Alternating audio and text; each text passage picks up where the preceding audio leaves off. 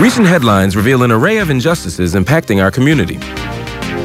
Questions about the fairness of the economy and the criminal justice system has sparked a rise of social media-driven activism. And the killing of 17-year-old Trayvon Martin earlier this year caused such an uproar that even President Obama had to comment. But my main message is to the parents of Trayvon Martin. You know, if I had a son, he'd look like Trayvon. Occupy Wall Street, voter ID requirements, and stand your ground laws, which more than half of the United States still has on the books. To some, these are reasons to resurrect the movement of protest against social injustices. The civil rights movement of the 1960s is considered one of the greatest movements in American history. But many of the issues that Dr. King marched for are the same issues plaguing us today. Has anything really changed? Have African Americans become too complacent? Is it time to resurrect the movement? We will not rest. We will not stop. We will not forget. We've brought together a panel of leaders. Marc Morial, President and CEO of the National Urban League, Dr. Jamal Bryant, pastor of the Empowerment Temple in Baltimore, Maryland, and Dr. Michael Eric Dyson, sociology professor at Georgetown University. We asked the question, are we in the midst of a moment or a movement? I hope it's a moment. I hope it's going to ignite a greater degree of a sense of the many injustices that are taking place in this nation at this time. Whether it's voter ID, whether it's racial profiling and sometimes unfair police tactics, all the way across the board. We're up against a right-wing resurgence in this nation. We've got to recognize that there's an element there that wants to repeal the 20th century, turn the nation back to the 1890s, and I think we've got a duty and a responsibility to educate, inspire, and motivate people to push back and resist this yesterday vision of America, and I think we have to replace it with a future vision. Do we have the strength, Dr. Dyson, though, to turn this into a full-fledged movement? I mean, we've seen other times. We've seen Troy Davis, we've seen Tukey Williams. We've seen black people executed either by the state or by private citizens without a full-fledged response, or the response dissipates after the moment's over. Is this a different kind of moment? Well, I think it has the potential to be. As Mayor Morial just indicated, the moment is luminous, but the movement has to be extended, and it's based upon a couple of things. First of all, seeing that it's not just an isolated and extraordinary event. It's extraordinary in the sense that it was brought to our attention by means of Trayvon Martin, but there are so many other Trayvon Martins out there. Jamal, I mean, you're part of that greater project. At least you're trying to sort of, you call it resurrect the movement and make it into something else. Tell us what you're doing there. We are understanding the genius of the civil rights movement was not just marching and protesting and sitting at lunch counters. We've got to be clear about what we're asking for is that we want these laws repealed. We want there to be a greater sense of justice in our community. And the second step of voter registration is voter education. We've got to educate why we're going to the polls in November, because Stand Your Ground has been on the books for 7 years, unaddressed, unprotested, and unchallenged. And so now we have a critical moment. Now, that third point you make is about education. I sort of get that. But the first 2 points you talked about are not just about us, but it's about how the government responds to us. How do we create the kind of context where the government will be responsive to our needs? There has not been a time where black people have not asked for something collectively where there has not been an immediate response check. We wouldn't have had the Voting Rights Act, wouldn't have had the Civil Rights Act. Trayvon Martin's case would have never seen the light of day. And so many people who are saying protesting is old and is from the previous generation, they haven't protested, they haven't marched, but because we lifted up our voices collectively is why it's becoming an international issue.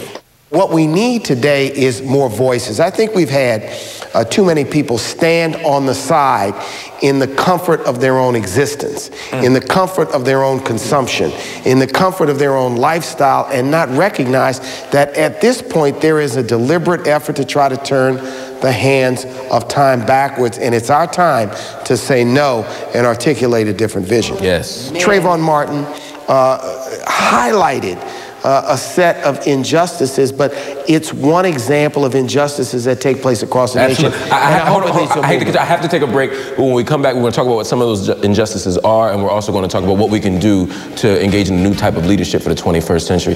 Stay right there. We'll be right back with more Our World with Black Enterprise. The brilliant thing you mentioned before was that it was about legislation. You can go to the march and you can march and march and march. Unless you change the laws that govern the existence of black people, ain't much happening. Our World with Black Enterprise is sponsored in part by Captioning for. Welcome back to Our World with Black Enterprise. We're here with Marc, Morial, Jamal, Bryant, and Michael Eric Dyson, and we're talking about how to resurrect a movement. Jamal, I want to talk to you about what this new leadership model looks like. You've talked a lot about needing a new model for leadership for the 21st century. Well, history is going to record for the 21st century that the black church is finding the disintegration of denominations. This generation isn't looking to find the historical significance of the civil rights organizations. So you're finding our generation are joining organizations online.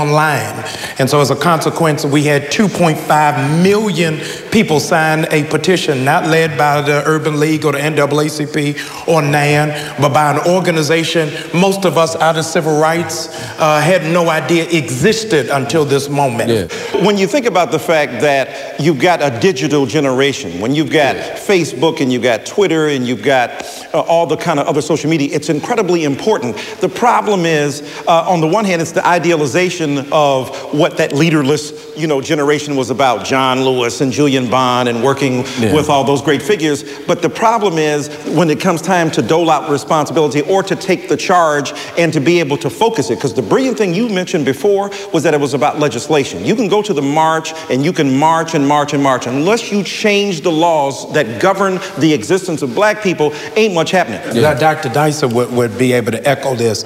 When the momentum of the civil rights movement began to wane, it was SNCC that pushed it.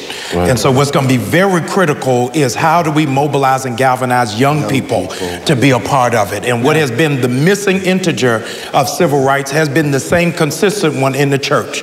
We got old people and babies. But that 18 to 45 and men. All right, 1845 and men. If we add those into the equation, so when you study the model of what has happened in leaderless movements, it's happened through young people.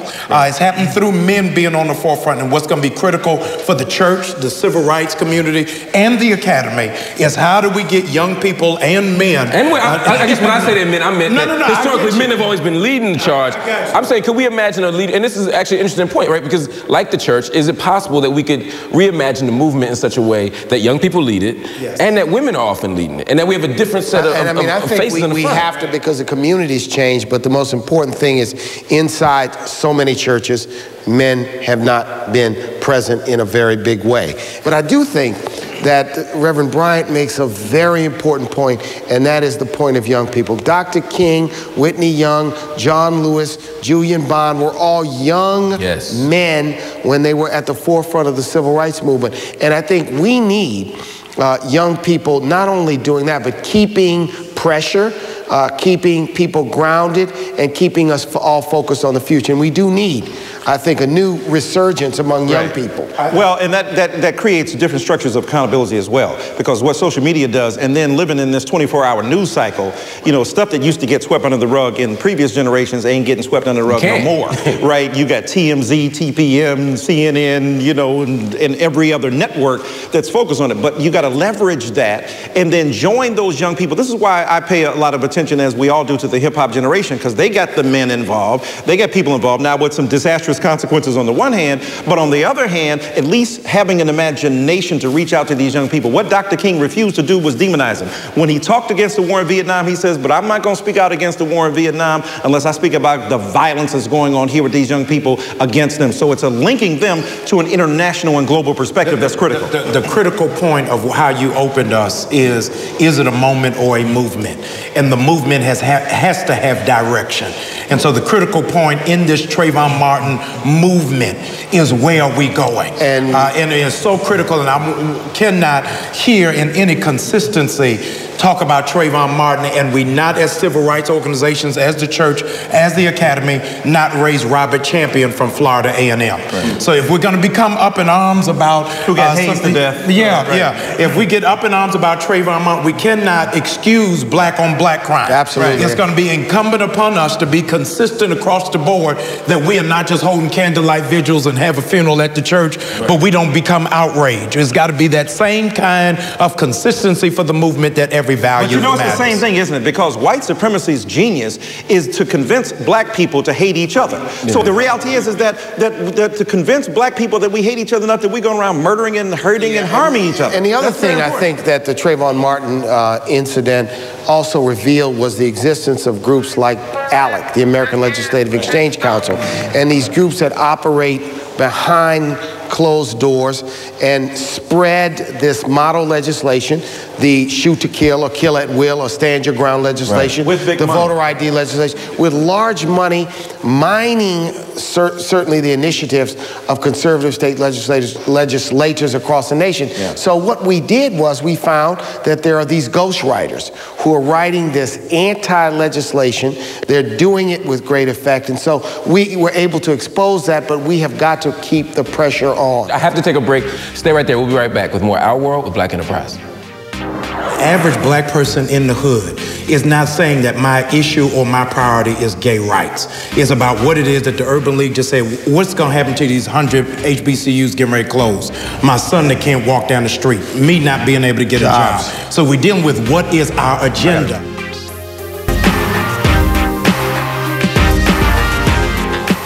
Welcome back to Our World with Black Enterprise.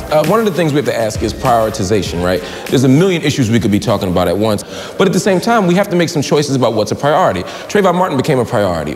Voter ID becomes a priority. But what happens when we start talking about gay and lesbian rights? What happens when we start talking about the environment? How do we as a movement decide what's our top priority and what isn't? What do you think? I think the test of this movement is understanding, can we have the longevity of the justice system?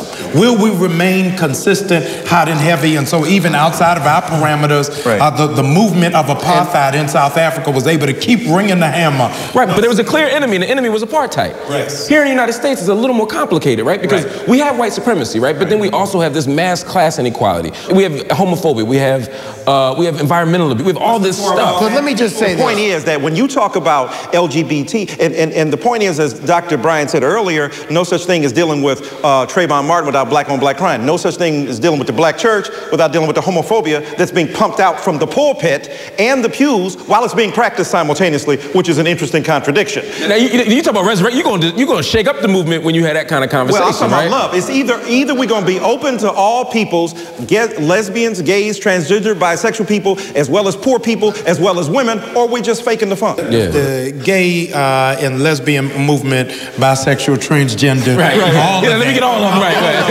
And the women's agenda movement are clear on their lobbying, they're clear on their goals. It is only when we come to the black movement that we feel like we need to be encompassing to everybody else's issues. With all due respect, the point is, you made eloquently the argument earlier, as Dr. King said, justice is indivisible. Ain't no such thing as quarantining it and compartmentalizing it. Either we're about justice or we're not. And if we're about justice, we can't say they as if no black people are gay or they as if no women are gay. It seems to me as if we're going to resurrect the movement, we have to work some of this stuff out. I'm not offering an answer. That's resurrecting the same old thing. That's the old preacher's attitude toward gay and lesbian people. What should our priorities be? Let me tell you what people say, black people say, in market surveys and polling. It's about jobs, economics, and education. Black people universally assign those as having the highest priorities.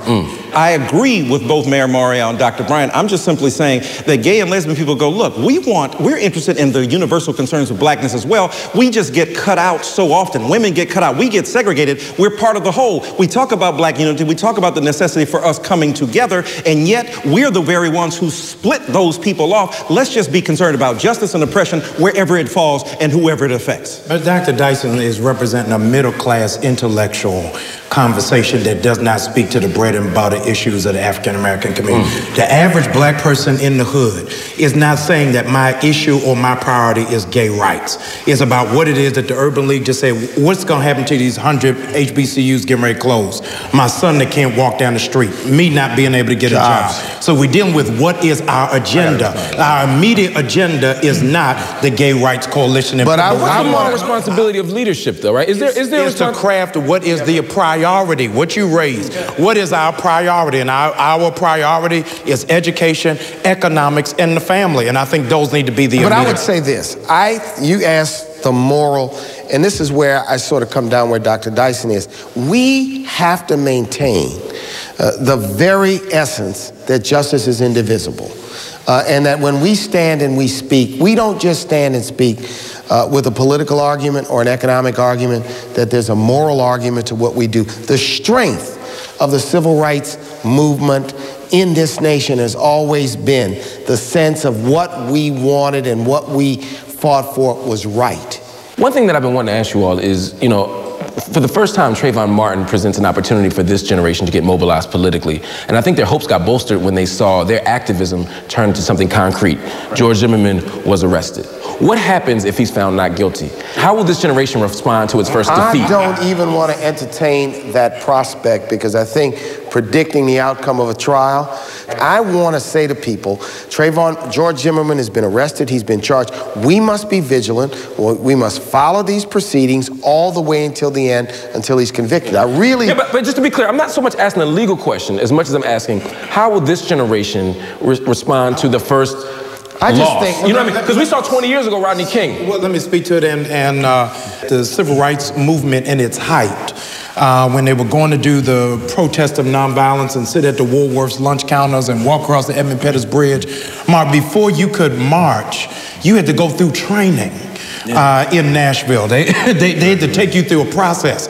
And I think tremendous commendation needs to be given from the old guard of the civil rights community to our hip-hop generation, for we went 40 days of marching with no arrests, with no looting, in a leaderless motif in inner cities without there ever being an outbreak when people were upset and they were angry. So I have tremendous confidence in the maturity of this generation. We've got to teach our young people that the outcome must not be judged by whether or not this man is absolutely charged. I understand what Mayor Morial is saying, because we don't want to predict it in a way that we reinforce the negative thinking. But at the same time, the reality is, should that event occur, what we've got to understand is we can't stop fighting. It's a movement, not a moment. Yeah. The thing that President Morial and I were discussing before is that black people, whether good or bad, respond to crisis. Pell Grants are under assault. The job training is being cut, housing is being cut. All black unemployment is critical.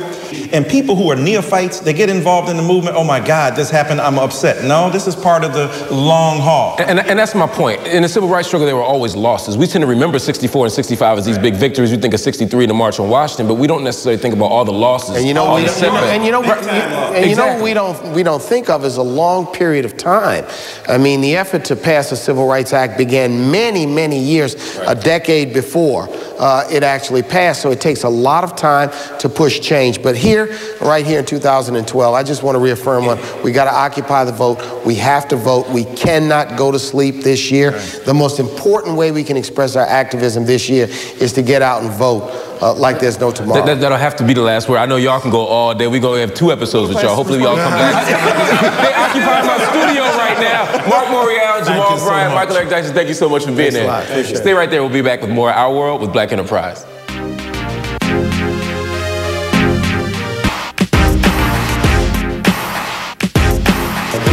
That wraps it up for this edition of Our World with Black Enterprise. Be sure to visit us on the web at blackenterprise.com/ourworld. Also, you can fan us on Facebook or follow me on Twitter at Marc Lamont Hill. Thanks for watching. We'll see you next week.